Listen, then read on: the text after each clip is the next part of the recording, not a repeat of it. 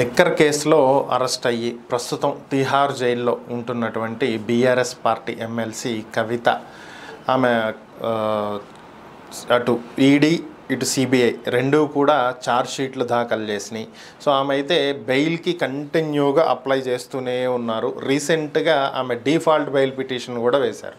అంటే దర్యాప్తు చేయాల్సినటువంటి సంస్థ గనక ఇచ్చినటువంటి టైంలో అంటే నిర్ణీత సమయంలో దర్యాప్తుని పూర్తి చేసి ఛార్జ్ షీట్ ఫైల్ చెయ్యలేకపోతే సో దాన్ని డిఫాల్ట్గా కన్సిడర్ చేసి డిఫాల్ట్ బెయిల్ పిటిషన్ వేసుకోవచ్చు.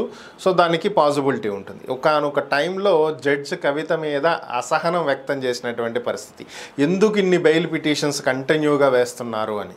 సో ఓవరాల్గా మొన్న సోమవారం ఈ డిఫాల్ట్ బెయిల్ పిటిషన్ అనేది విచారణకు వచ్చింది.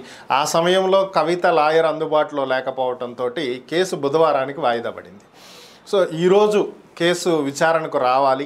డిఫాల్ట్ బెయిల్ పిటిషన్ మీద విచారణ జరగాలి. ఒకవేళ బెయిల్ వస్తే వచ్చి ఉండేదేమో, లేదా మరలా రిజెక్ట్ అయ్యేదేమో. బట్ రిజల్ట్ ఏంటనేది తెలియకుండానే కవిత నిన్ననే ఈ డిఫాల్ట్ బెయిల్ పిటిషన్ని వెనక్కి తీసుకోవటం జరిగింది. నాకు బెయిల్ వద్దు, నేను లోపలే ఉంటాను అని చెప్పి ఆమె చెప్పినట్లుగా తెలుస్తుంది. మరి ఇన్నిసార్లు బెయిల్కి ప్రయత్నం చేసి ఫైనల్గా అసలు నాకు బెయిలే వద్దని చెప్పి ఆమె ఎందుకు నిర్ణయం తీసుకుంది అనేది అసలు అర్థం కానటువంటి ప్రశ్న. ఇదే ఇప్పుడు రాజకీయ వర్గాల్లో చర్చ నడుస్తున్నటువంటి పరిస్థితి. జనరల్గా ఎవరైనా బెయిల్ తీసుకుని బయటకు రావాలని ప్రయత్నం చేస్తారు. బట్ కవిత మాత్రం బెయిల్ వద్దు, నేను లోపలే ఉంటాను అంటుంది. దీని వెనుక అసలు ఏం వ్యూహం ఉంది, ఆమె ఏం ఆలోచిస్తుంది, ఏం చెయ్యాలనుకుంటుంది, ఇదే అర్థం కాక ఆలోచిస్తున్నారు. మరి ఆమె వ్యూహం ఏంటనేది అయితే తెలియాల్సింది.